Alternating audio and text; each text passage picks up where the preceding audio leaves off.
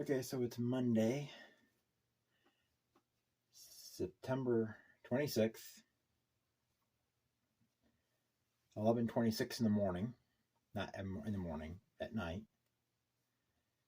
And I'm up here in the workshop, and yeah, it was really strange coming in here and not seeing that out there with the track and the cars on it.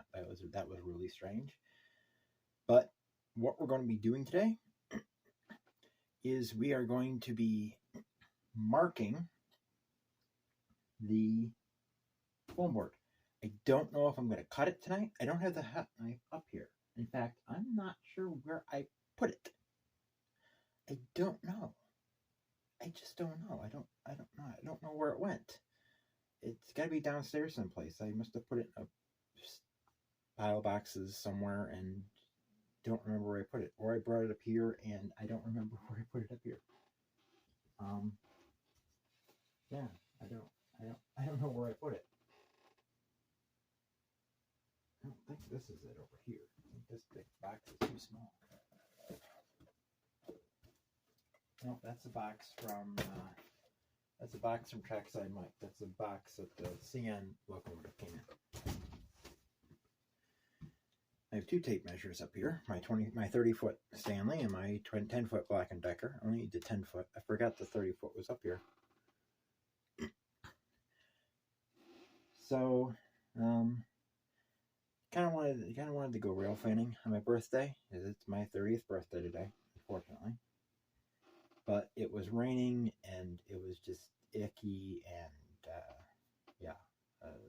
not really something to rail fan with. I only had my mini tripod with me, and I didn't really want to get my phone wet, so I didn't go rail fanning. Haven't really done much today. I had ice cream and cake, and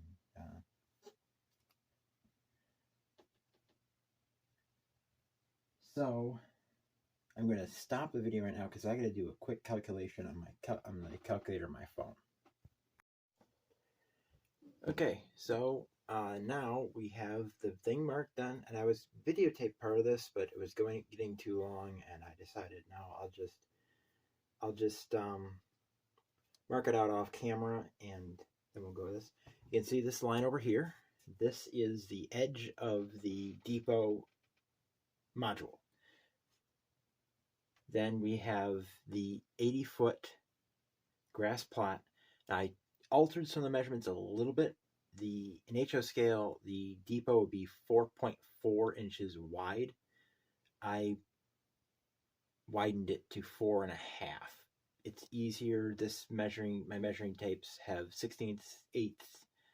It's easier to do it in half, so I just added 1/10 of an inch. It's not really going to be that much difference. The feel is going to be there. People are going to know what it's of, even if it's not exact. So some measurements, I figured I had to measure some tweaks and measurements occasionally. So that puts this 80-foot grass plot, because the street's here, and then you come in 80 feet and you have this. Then it's a 20-foot driveway, which is 2.25 inches. Approximately. And then the 4.5 feet for the depot takes us to here. And so this car is right against the depot platform, which it should be. And then there's a driveway in between, and then there's a driveway, and there's this track, and then there's a driveway in between. And then, now, I fought with the idea of having the ramp should be in the driveway, I would think. But here's the problem with that. If I put the ramp in the driveway, if you can see it sitting there, I took out one of the panels for the ramp and set it there, so I knew how much room it would take up. If I move these over and I put the ramp inside the driveway, there isn't much room to get between there. I mean, people could walk between there, but that's about it. They aren't going to be able to. They would most likely have gotten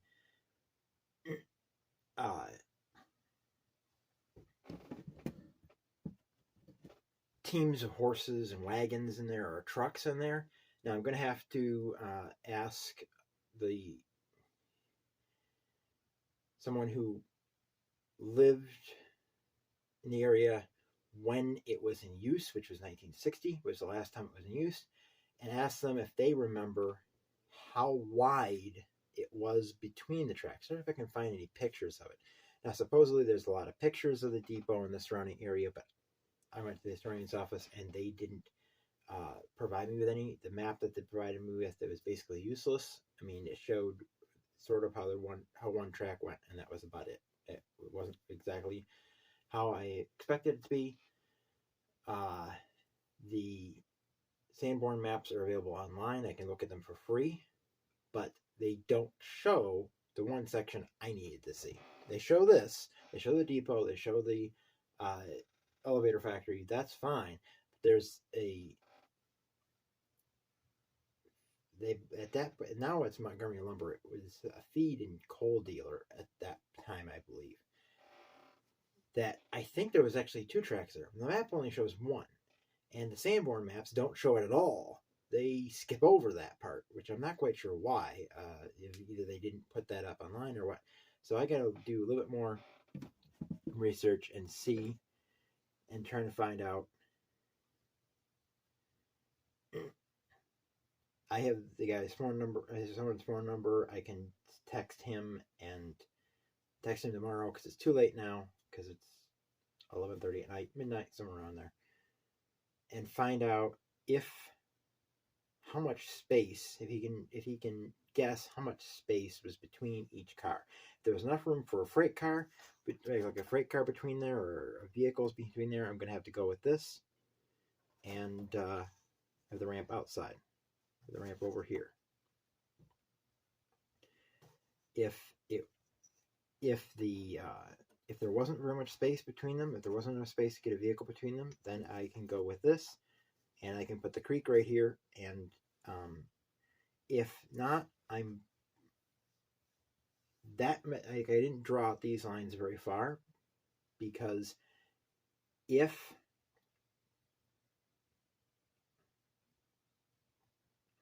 I need to, in fact, I might do this anyway, I might have to skip over the creek. I might have to skip over the creek just because it's going to be on the edge here. That's going to be carving out what I had planned for, which is the piece you're sitting on. I had planned for the creek to be about here and have the other bank, but it's not working out that way when you mark it out on the foam. It's not working out that way. So I might have to omit the creek from this, and then have this one have the railroad curve, enter the bridge, and have the bridge be on another module. What I'm thinking about doing is having, let's see, they have the 2 modules here, and these are marked out. They're marked out. But the other markings are small little things. Like there's a small little line here. And then there's another one down there, 6 inches from the end. Each marks 30 inches. This is 30 inches. This is 30 inches. That's 30 inches. And then 6 inches left over. So, I kind of hope to get working on track tonight. But, well,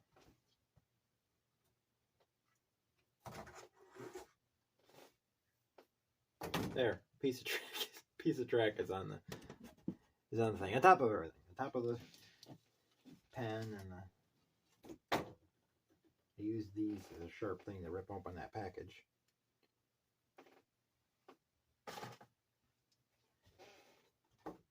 So I don't know, with them being that close, that's going to be really hard to do switches. We got to have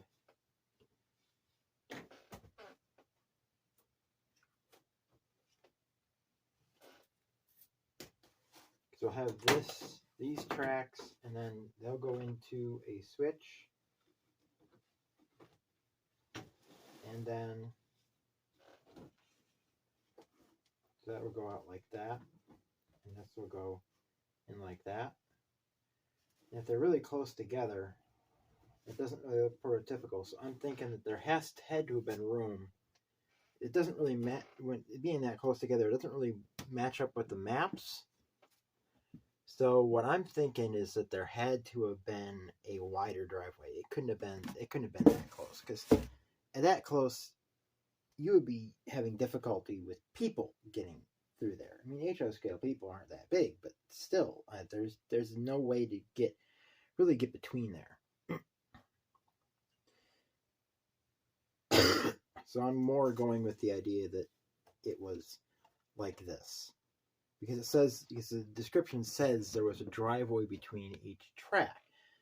Well, you don't have a driveway between each track. It's not even wide enough it's like an alley for people to walk through and not do anything else. But yeah, there you have two spurs. They'll be about this length, because the depot, it's 13 inches long, 13 3/4 inch long is what I figured after the fire. So that is right to there. Oops. It would help if you could see. Right to there. You can see the cars are over there. So it's right about to there. And so that's room enough for 2 cars, approximately. 2 cars spotted at it. And then it was about that much longer.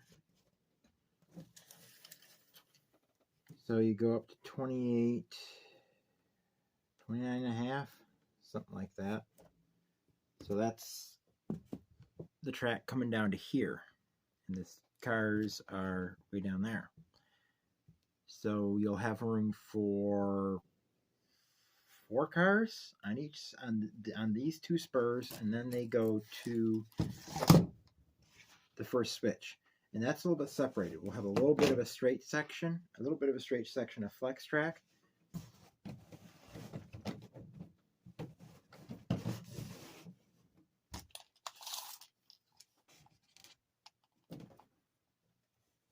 So the switch will be about there, right where my arm is.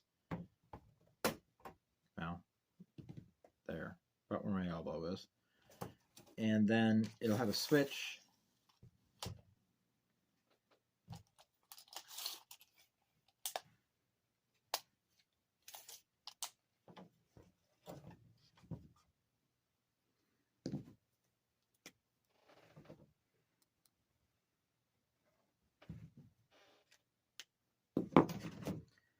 There, and I could do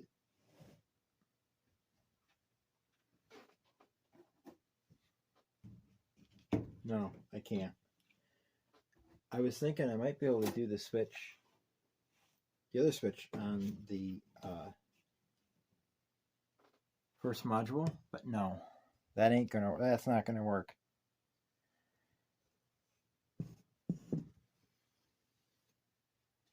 Well, maybe it will. It'll be about, no, that's got to be a little bit longer, because it's got to go against the end of the platform. Ooh, that will work.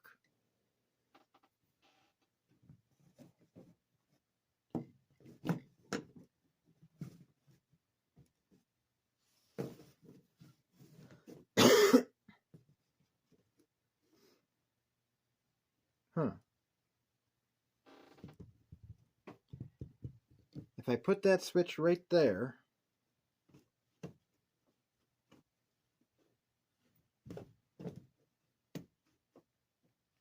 right against the edge there, and be a short section of straight track.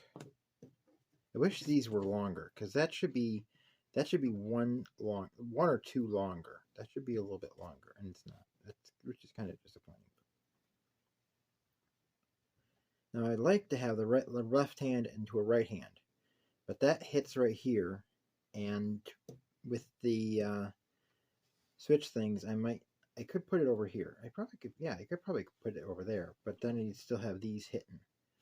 So I might have to go with my other right-handed switch.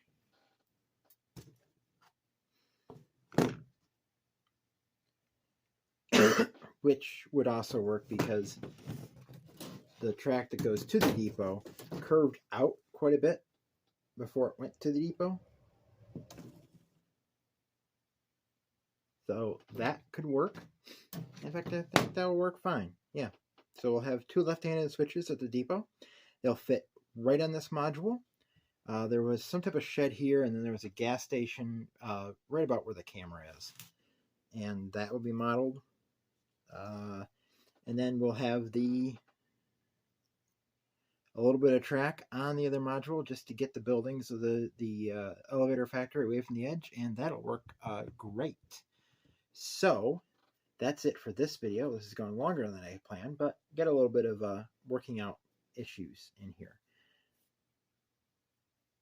Hopefully people will find that helpful when they're working out their own problems and their own layout and their own design plan. Mark out what you want and then just play with the track. Just play with the track, figure out measurements as you go along. You don't have to cut the track as you're going. Just like what I did. This is like 3 foot section of track and a switch, and there's the other switches right here, and 2 more 3 sections of track, and here's another switch that I'm not going to be using. Those will be used on which I'm not really keen about the fact that we either have to get another left-handed switch for the elevator factory, or I'll have to use a right-handed switch and have which that will work. That will work. Because the track curves after the switch that go across the bridge. And I had been going to make it a zag over. Like, it comes up and then goes over for one module, and then there's another module next to it, and it goes up. But instead, I think it would fit better in the room. I think it would fit better. I think it would look better if I had it turn and just turn a little bit, go across the bridge into the next module. I think it was a piano factory at that time, and that supply place, and then the Embry Lantern factory, and do it that way. I think it would look more prototypical, and it wouldn't turn that much. Any place that I take it to display it would have the room to have it be a little bit turned. So yeah. So that's the plan right now. That's what I'm working on. Excuse me. Ice cream. My birthday. Made a little gassy. And for the bridge, we're going to use the re-railer on the bridge. So the creek might not be on anything but the module with I think at that time it was called the GLF or something like that.